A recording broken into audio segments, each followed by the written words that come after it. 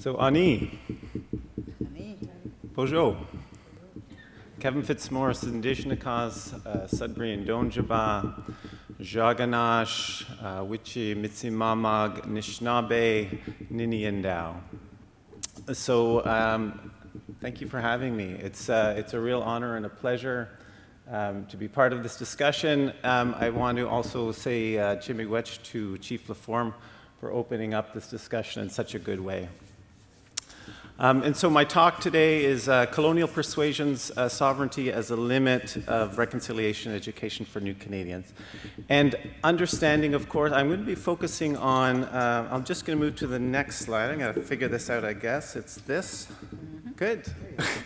I'm going to be, the talk is, it's a work in progress, but the talk is organized in four main areas, okay? The colonial discourse on treaty relations, keeping in mind, right, that has been already shared today, that not all Indigenous people are treaty people, right?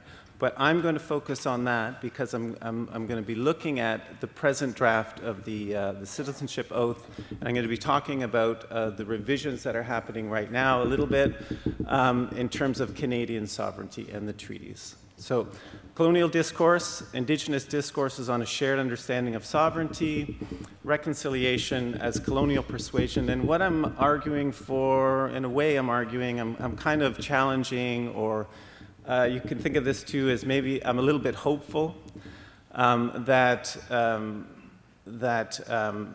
we can transcend the limits of this discursive struggle, which I'm going to talk about. Okay. So this will be on the quiz at the end of the talk. Thank you for laughing. It's a tough crowd. There will be no quiz. And I don't really want you to read this so much. I just want you to look at the shape of this chart or this graph or whatever this is, these lines, right? And I just want to highlight that there, and this was one of the main findings of the Royal Commission on Aboriginal People, is it looked at the relationship between colonization or the settler population and Indigenous people in three periods. And the first period prior to 1867 is a period known as a period of contact and cooperation. It's a period, it's a very, very important period because I think it shows us what's possible, okay? And so it's a period of Indigenous political protocols. It's a period of peace and friendship treaties. And it's a period of well articulated within the 1764 Treaty of Niagara. It's a period of trade, military alliances, and a balance of power, but the predominance of Indigenous political protocols. So it's nation-to-nation treaty relations in a very meaningful way. As we move, and this is broad brushstrokes, okay? As we move towards confederation, the Crown made a choice to move away from the Treaty of Niagara, nation-to-nation treaty relations within an Indigenous political protocol context, towards something called the Royal Proclamation, which is the key feature of the proclamation is the assertion, the unilateral assertion of Crown sovereignty, right? So it's the movement away from treaty relations, from a treaty, right, of the Treaty of Niagara, to a unilateral assertion of sovereignty as the practice of a proclamation, okay? The second phase is what I think many of you here may be familiar with. So I'm not going to go into any detail, except to say that it's that period of cultural genocide identified in the TRC, right? It's a period of the Indian Act, the residential school systems, jurisprudence in terms of limitation of Indigenous rights in terms of St. Catherine's milling case. And it's also a period of a Crown interpretation of the treaties as land surrender and the surrender of Indigenous political sovereignty. Okay? So that's a very important period. And the chart illustrates that the nation essentially has been built on the backs of or at the expense of Indigenous people, right? The second, or the third and last phase or period of this relationship is where we are today. And we can think of this period as a changing of content, right, within an overarching structure of colonialism, okay? So there's been some positive developments, for sure, and there's also been some negative and regressive developments. And this is a very challenging time to understand, and certainly in the work that we do in Indigenous studies, is what is actually this development? Is this neo-colonial, or is this post-colonial, or a type of decolonization and reconciliation? And it's very, very challenging to understand that within this overarching framework, right, of colonization today. So, and what is colonization today? So next slide. Essentially what it means in terms of the colonial discourse today is that sovereignty and legislative supremacy rests solely with the Canadian state. That's the idea. That Indigenous lands have been surrendered by the treaties in exchange for a limited set of Section 35 treaty rights. That Indigenous cultures are racialized as traditional and unchanging, and that Indigenous people are racialized and stereotyped as inferior and as a problem for Canadian society to solve. And where colonialism essentially is understood as Indigenous history, with the Indian residential schools as its key feature. That's the colonial discourse today. And I'm definitely not going to go into this in any great detail, and we see it articulated over and over again through time, with the BNA Act, the Indian Act still in place today, the Indian residential schools, last closed in 1996. Of course, St. Catharines Milling as that cornerstone case that limited Indigenous rights. Indian Act amendments, white paper, policy of termination, the Calder decision, we see some positive changes, but still a limitation and within this overarching assertion of Canadian sovereignty. Again, all through the 80s, we see the articulation, re-articulation, reproduction of the colonial discourse as the content is modified, but the structure remains. To where we are today in terms of Indigenous rights, as the duty to consult as a government obligation, where there is degrees, it's a continuum of consultation from degrees of consultation to a type of accommodation. This is how the Supreme Court understands reconciliation today, and this is the guide to the government, right? So it's from a minimal notice to degree of accommodation, but not an Indigenous veto. That's extremely important. Not Indigenous political or territorial sovereignty, right? So colonization today is the content of the relationship may be changing. There are enhanced civil liberties for sure, some important successes in socioeconomics, employment, and education, but also some negative regressions. And it's all happening within an overarching colonial structure, discourse, ideology. There's lots of ways to think about this, or as Corey was saying, the assumptions that we have, right, which remain entrenched and are actively reproduced. So after all, we are a settler society, fully in control and seeking a sense of reconciliation. And so what I'm arguing are the limits of that process is essentially Canadian sovereignty itself as an uncontested or unchallenged fact of law. Okay. And here's the limit, right? Here's the limit. The limit is the long-standing Indigenous discourse on treaty making, okay? That's the limit. It's the counter-assertions, right? Articulated within that Treaty of Niagara of 1764, which was and has been never taken up in law. It's been the Royal Proclamation. It's been never taken up in the courts. Although increasingly, Indigenous studies, Indigenous scholars are taking it up and really looking at that closely as to why that hasn't been our constitutional basis. And maybe that's where we need to go if we're going to meaningfully advance in terms of reconciliation. So the Treaty of Niagara, based within Indigenous political protocols, right? Of mutual benefit, recognition of political and territorial sovereignty and non-interference, of nation-to-nation treaty relations, ongoing renewal, shared sovereignty of the land. It's a relationship, it's an ongoing relationship of friendship, respect, and cooperation, also known as Goose Wanta or the two-row wampum, also symbolized within covenant chains and various wampum belts all through that pre-Confederation period. And so Goose Wanta, again, like the colonial discourse, it's been incredibly consistent articulation over time. We see it in all through the pre- and post-Confederation treaties, in the oral aspects of the post-Confederation treaties, and in the symbolism, the wampums and the covenant chains of the pre-Confederation treaties. We see it in Indigenous submissions to the 1951 Joint Senate House of Commons Committee.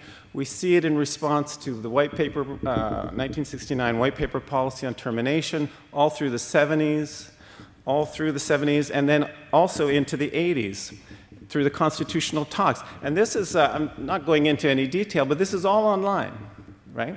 If you're interested in this, I know our PowerPoints are shared. You can go and you can look at this really easily, or take an Indigenous Studies first-year course, or a politics class, if some of these terms aren't familiar to you, right? So all through the 80s, these Goose Wanta principles, this counter-Indigenous discourse of Indigenous settler relations has been articulated, just like the colonial discourse has. So we have a struggle that's happening. We have a really, really important struggle. And the question really before us is, what are we going to do with that?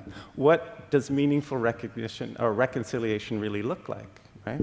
So we see it again in the Penner Report, in the Charlottetown Accord. We see this rearticulation, reproduction of the colonial discourse, certainly in the Royal Commission on Aboriginal People, Colonial Accord, Ipperwash, definitely in the UN Declaration on the Rights of Indigenous People, Idle No More, and now we're talking about it in terms of the TRC recommendations or calls to action, right? So what is the Indigenous counter-assertions of a shared sovereignty, right? It's that Indigenous lands are not surrendered, that Indigenous sovereignty and legislative supremacy continues to today. It's that Indigenous cultures change and grow like all other cultures, right? And that Indigenous people are not inferior, and they are not an inferior race, and are not the problem, actually, right? And that Indigenous, and that colonization or colonialism is an ongoing and very contemporary relationship that Indigenous people have with Canada. That's the Indigenous discourse today. Those are certain components of it, for sure. And so as Elder Shirley Williams from Wikwemikong, unceded reserve, right, says, and how she talks about it, the colonial discourse is Gwatanziwag Widi Gushinawag, or, interpreted, the forcibly striving to be heard and to overpower and to be recognized as legitimate and true so as to win the struggle. That's the colonial discourse in Anishinaabe win, right? The Indigenous discourse of the Treaty of Niagara, right, or as she calls it, Mano, is the patient and respectful articulation of the truth of Indigenous presence, land title, and self-government. It is a truth that need not be forced upon settlers, as they will eventually come to understand that they have made a mistake. Right? So for now, just let it be. And so we're now also faced with what I'm calling the Prime Minister's persuasions, right? That this is the beginning of a new era for relationships with First Nations across the country. It is a renewed nation-to-nation relationship with First Nations people, where Section 35 rights are a sacred obligation, where rights which embody rights, respect, cooperation, and partnership, guided by the spirit and intent of the original relationship, which also respects the decisions of the court. So there's a bit of a fissure here, a bit of a crack in that statement, right?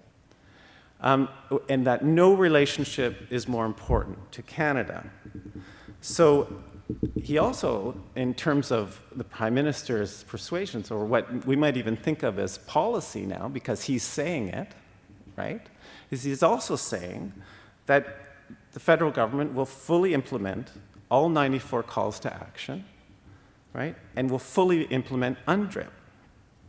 And so what began as a significant shift in approach to Indigenous settler relations, however, is increasingly being perceived, at least in my circles, as being symbolic rather than substantive. And that's the challenge, to make it substantive, right? Because one of the first kind of stepping backs on those words, or on that policy, was UNDRIP. Although UNDRIP, and the minister went to New York to fully endorse UNDRIP, where the previous conservative government didn't, right? They limited it. They limited the understanding. And UNDRIP, the UN Declaration on the Rights of Indigenous Peoples, right? Sections 3, 4, 5, and 26 speak to full political and territorial sovereignty for Indigenous people. It's major. It's a major statement that the federal government is saying it will fully endorse. Well, it did say that, but then the Minister of Justice backed away from that a little bit, or significantly, depends on how you look at it, when she said that adopting the UN Declaration into Canadian law is unworkable, right? But she did say it is a political distraction to the hard work of implementing it in First Nations communities. But if we're talking about a major transformation in approach, I'm not sure how that can happen, how we can mobilize the administration and the bureaucracy without a change in law, a significant change in law. I'm not sure how that can happen, but that's what she said. So my monitor here is not working, but that's okay. I'm going to proceed. So what we have is an uncontested sovereignty as the limit to reconciliation, right? And then we have the Truth and Reconciliation 94, right? Which is, we call upon the Government of Canada to replace the oath of citizenship with the following.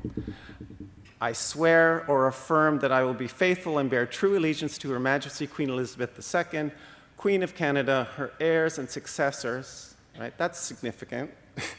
And that I will faithfully observe the laws of Canada, including the treaties with Indigenous people, and fulfill my duties as a Canadian citizen.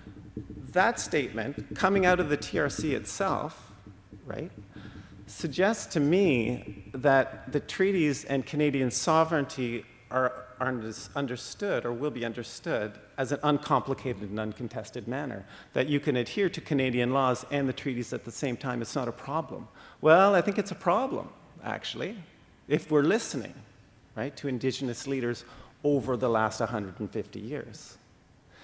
And it also suggests that, that the treaties then resulted in the surrender of Indigenous political and territorial sovereignty to the Crown in exchange for this limited set of rights. And that's okay. That's uncontested. That's uncomplicated. That essentially is our law around treaties, right? And then there's TRC 93, which is the information kit for the citizenship test, and this is to be revised, and Alec was talking about all the hard work that's going into that and all of the extensive consultations, and it hasn't come out, and it's a really, really important site of how new Canadians will be educated on Indigenous settler relations, right? And particularly the treaties and the history of residential schools. But my fear is, or my challenge, is that the colonial discourse will most certainly prevail, right, as the limit of reconciliation efforts. Now, I say that with good reason, you know, and evidence, and some of the barriers, or the existing barriers that when you look to the literature you see, that reinforce this limit. In particular, the recent work of Joshi and Thomas, right, that talk about the the integration, I guess you could say, of multiculturalism and citizenship education, focusing primarily on questions of loyalty to the crown, patriotism, integration, social cohesion, harmony, but the expense of any type of education around questions of social justice and even dissent, right? And they argue for something that combines the both as a type of slow peace, as an integration of the possibility of dissent and the interests of social justice. So, and it's very good text, very interesting. As well, in terms of the existing barriers that reinforce this limit, we see from race relations foundations as well as Environics, in terms of the general values, recent surveys that they've done nationally to look at the general values of Canadians, right? And the Canadians value freedom, equality, loyalty, and civility, right? And overwhelming support for multiculturalism and bilingualism, or multiculturalism, diversity, land, and freedom are what make Canada unique, right?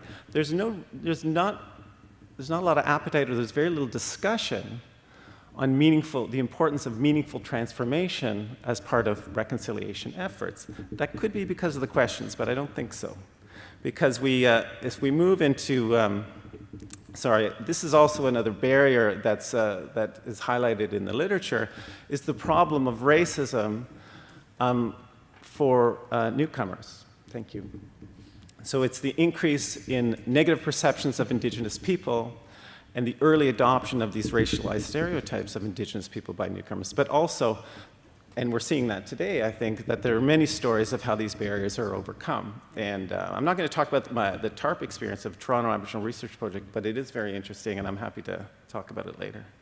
But what I want to just highlight, and just lastly, I know I'm running out of time, but in their recent study on Canadian public opinion on Aboriginal people, it's the national survey from Environics, here are some of the main results, which I think, in terms of the values of Canadians, are a really significant barrier to meaningful reconciliation and the engagement with the Indigenous discourse on the treaties. And that is that the participants in this study essentially spoke to or were divided on the actual validity of Indigenous rights within a colonial discourse, and wondered and felt that land claims and treaty rights were not deemed as an important challenge or necessary even for reconciliation, where Indigenous people do not need control over land and resources to be successful, but rather can be considered as one part of a multicultural whole, right? One part of a multicultural whole where there is equitable inclusion and socioeconomic advancements and cultural and language support. So we're talking about what the recent Environics study is showing is that shared sovereignty as structural transformation is simply not on the table for Canadians, right? And so sovereignty as a limit then to reconciliation. What the risk is of reconciliation efforts today, right, is that it will lead to more misinformation, more miseducation, or misrecognition, right? Much more of the same through federal persuasion, because everybody's kind of getting on board, right? But the important thing is to get it right. You got to get it right, or it's going to be more of the same, right?